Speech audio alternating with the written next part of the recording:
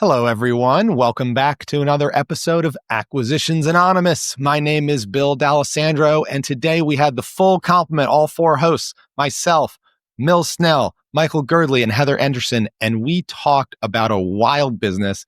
It is a membership organization with $6 million of EBITDA. They are in 30 plus cities around the country, and members pay $10,000 a year to be part of this networking organization. And it has rocketed to $6 million of EBITDA in under 2 years. So this is a pretty cool one. Obviously, we don't know the name, but this is reminiscent of a YPO or a Vistage or an EO. We think things like that. So if that interests you, or you're a business owner, or you're even part of a group like that, I think you're really going to like this episode of Acquisitions Anonymous. So Acquisitions Anonymous. Hello, another episode of Acquisitions Anonymous. We don't have 100% beard anymore. I'm thumbs downing on just the plus inventory. Hey everyone, I just want to tell you that this episode is brought to you by Veravend, which is the only platform purpose-built for independent sponsors and private market investors who want to move faster and eliminate friction. Veravend is cool because it combines investment management and secure instant payments into one platform. So that means capital calls, deployments, and distributions, they all work like Venmo. One-click, real-time transfers with no transaction limits and automatic reconciliation. So from raising capital to returning it, Veravend handles it all. Deal marketing, data rooms, KYC and accreditation for your investors, signatures, capital flow, dashboards for your investors, and even fund administration, accounting, and taxes. So whether you're raising a single deal or managing a full fund, Veravend gives you the speed and confidence to execute, all in one single platform. So you can check it out and learn more at verivend.com, Verivend.com. All right. So I have a listener submitted deal. This is a deal that came in from Rand Larson, who bought ScalePath from us. Yeah. This is in his space, it is a prestigious networking platform designed exclusively for high net worth executives, entrepreneurs, and business owners. The platform has enjoyed skyrocketing growth as its clients enjoy their unique combination of business growth, networking opportunities, luxury experiences, and philanthropy. You know, it did just strike me that I hadn't considered that maybe he's sending me the listing for the business I just sold him. Like he's flipping it and wants me to buy it back or something. Hey, what do you think about this? That'd be funny. What's the sale price? Let's verify a couple things. Well, we can look at the numbers and I'll tell you real quick. So, okay. This innovative platform continues to grow as it fosters a holistic environment, giving elite leaders the ability to thrive personally and professionally. And now operating 34 chapters across the United States, this company has ambitious plans to expand to 100 cities domestically and internationally. Their impressive financial performance has included explosive revenue growth in 2023, 2024, and the trailing 12 months, and the business is on pace to grow 6x by the end of 2025. Their high margin model is bolstered by zero cost of goods sold and an optimized operating expense ratio, resulting in a net margin of 62.6% year to date. Whoa. So Heather, what is this business? Do we understand what this business does yet? Like at its core, is this like an EO Vistage type thing? Yeah, it's something along those lines, obviously, but multi-city. And they don't tell us what kind of network it is. I guess just high net worth executives, entrepreneurs. It's some kind of business network, but usually you need some kind of niche within that. It doesn't tell us exactly what it is, or we'd probably be able to figure it out, but who it is. But I think that's what it is, right? That's what it sounds like to me. Mm-hmm. They do have a picture here of two African-American professionals, which may be a clue, or it may be a stock photo. So I don't know. True. Bill, do you have a read on what this one is since you just joined the podcast after we already started? I'm 4 minutes late and you guys on time today. Yeah. I mean, is this an amazing business? Right? Like they facilitate networking groups for executives and the annual membership fee is $10,000. And the lifetime value is $25,000 to $30,000, which means people stick around for several years. Yeah, and that's not that crazy. I mean, Vistage now is 15 or 18,000. I don't know what YPO is. Bill, is it kind of the same level or is it cheaper? It's about the same level. You have chapter and national dues in YPO, so they stack. But yeah, it comes out to roughly the same. Yeah, and then EO is 6,000 or 7,000, I think now. When I was in EO 10 years ago, it was 4, so I assume it's a lot more expensive now, but not out of line. I mean, we need to keep reading this because some of this is like a little bit outlandish, like the launch of their health and wellness course. Keep reading. There's a lot here. Okay. I think for full disclosure, this is on websiteclosers.com. So, yes. So you're saying what? It might be a little bit embellished? This is not Goldman Sachs, right? Presenting that. Let's just say it that way. Memberships are tiered into 3 categories, which generate annual pricing ranging from $3,750 to $30,000 a year. The average annual membership fee is $10,000, while the platform's lifetime customer value is considerably higher at $25,000 to $30,000 per member. The company prides itself on a diversified revenue model with no single member or sponsor contributing more than 15% of total revenue. The company is poised for continued growth. A new owner could take advantage of the company's solid foundation to scale this platform through global expansion, monetization of a forthcoming mobile app, and the launch of an $8,000 health and wellness course. Additional growth avenues include corporate sponsorships, partnerships with luxury brands, and content monetization through a virtual library and the launch of new courses. They have this thing gets long, so I'm going to just kind of the one thing that jumps out at me is members enjoy exclusive high-end experiences and events, including opportunities to enjoy yacht excursions, supercar racing, and wellness retreats. Sign me up. Yeah.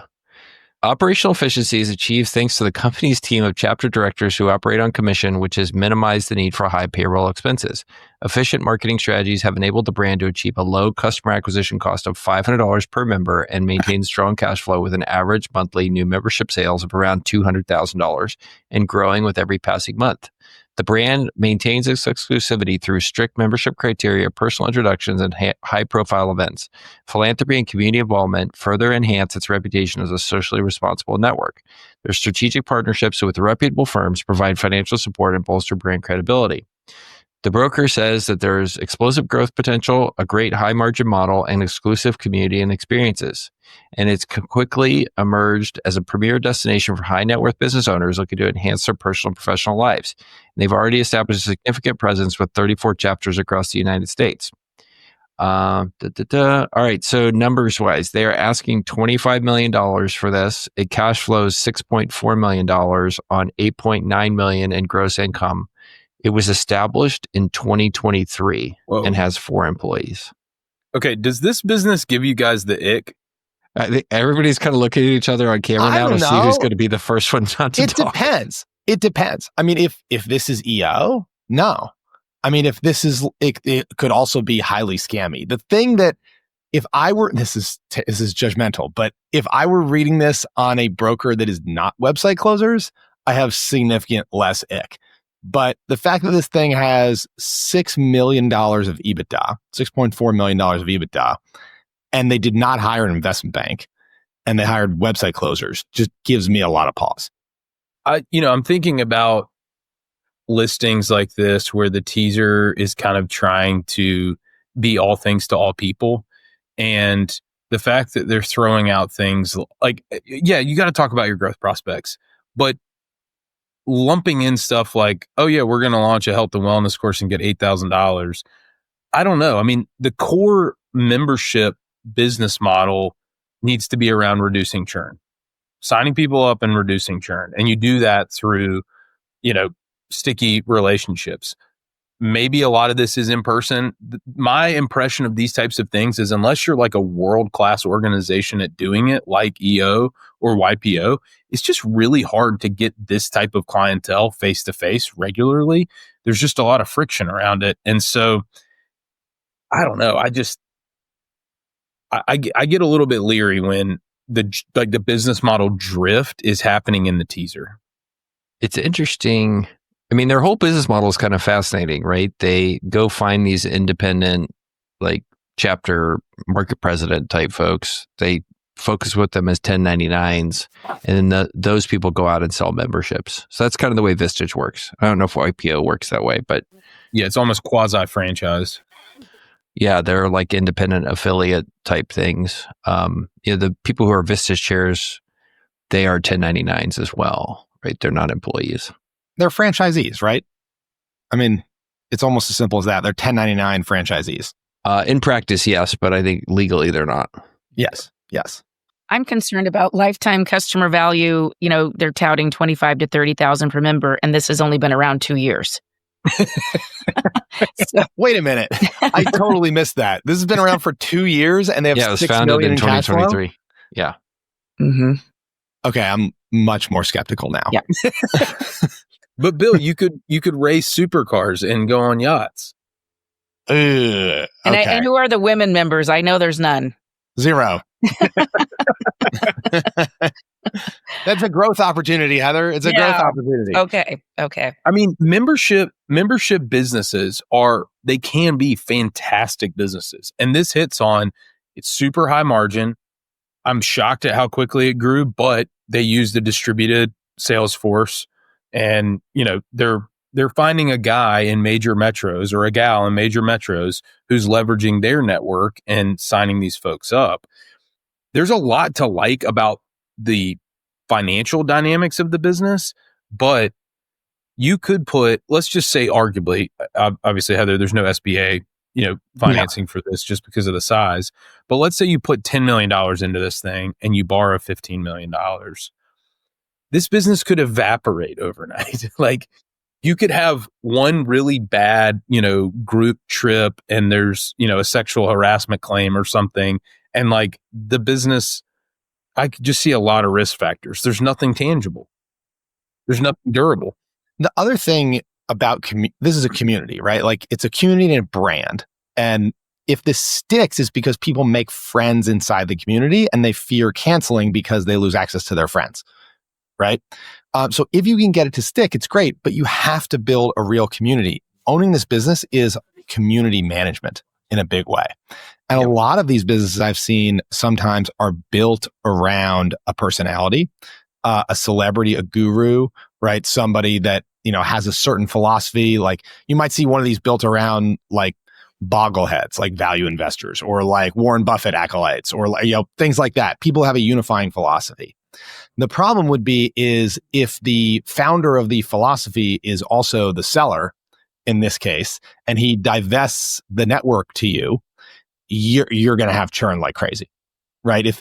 And I'm skeptical that for this to be bootstrapped so fast, to go from 0 to 6 million of EBITDA in 2 years, it needed to have some sort of distribution advantage, right? Some sort of celebrity, influencer, philosophy, whatever it might be, that it's organized around.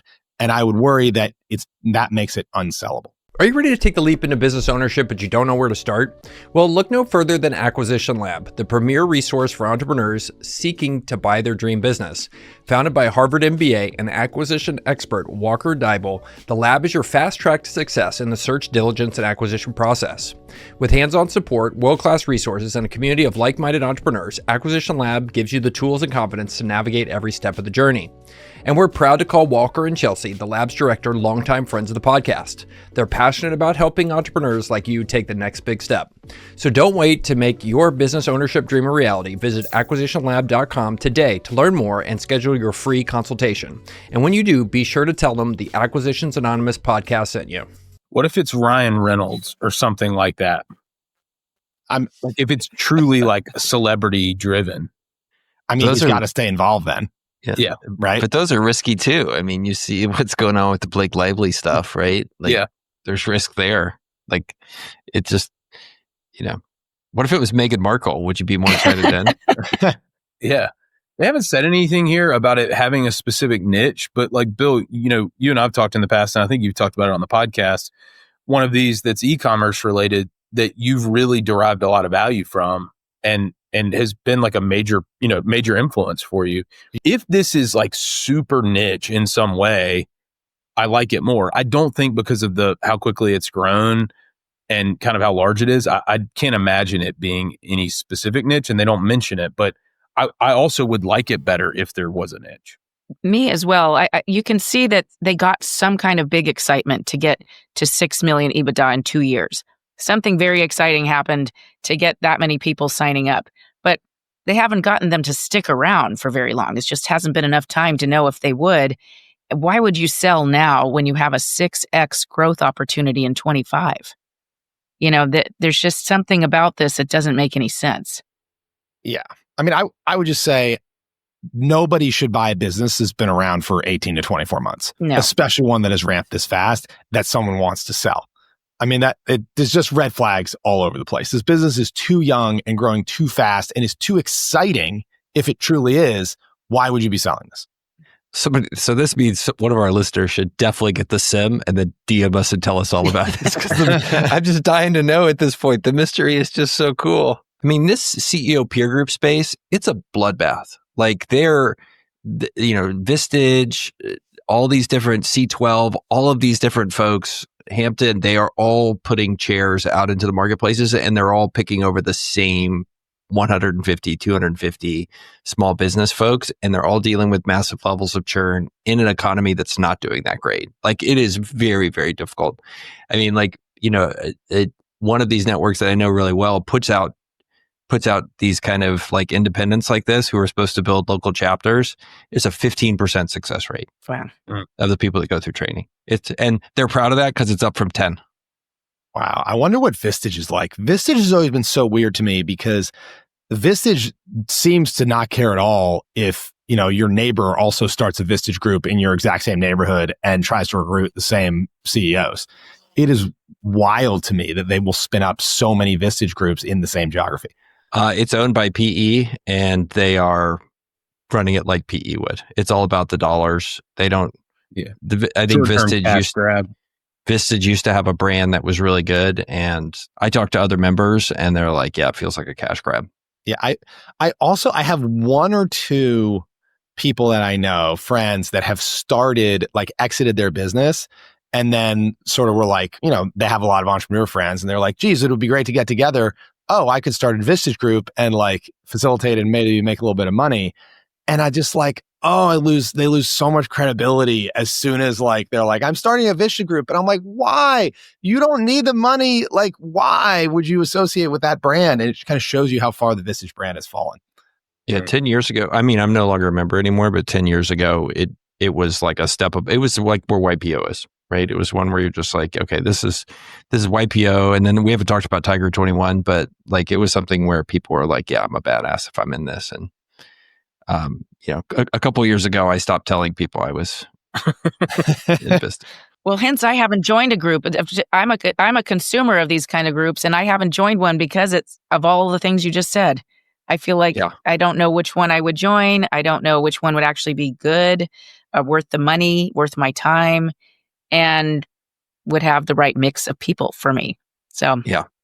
There is one specifically for women called Chief. Have you ever heard of that one? Well, and I don't want a just woman's one either. I'm very... Jeez, Michael. I don't want that either. No, I didn't mean... Come on, Mills. But it's... Anyway, I was just bringing that up because there's I actually would avoid a just woman's one. Isn't that terrible to say? But yes, I want it mixed. Why is that, Heather? What can I say? I don't think just having an all-woman business peer group is a good idea. I just never have. I think that it can get a little, it can get a little catty. I just hate to say that, but it can. And a mixed group, much, much better. Always much better. Oh, I think it shows diversity in all ways is good, right? It is, to have men and women and lots of different viewpoints. Right. It creates the best discussions. Exactly. Yeah. My group that I left was a third women, and it made a huge difference. Yeah. Huge difference. A mix of people. And, yeah. A lot really of these groups have non-solicitation kind of as a core premise of, hey, we're not there to just generate business, but it's, I think, a natural byproduct. And so if in the back of your minds, a piece of it is some business development, not just personal enrichment and growth and leadership and things like that, then you kind of do want to get as broad of a sample size as possible. Multiple industries, multiple age ranges, multiple different sectors, all those kind of things. Absolutely. Yeah. All right. So where are we on this one? Here's my vote. I am so sus on this, but I'm dying for somebody in the audience to get the sip and tell us about it.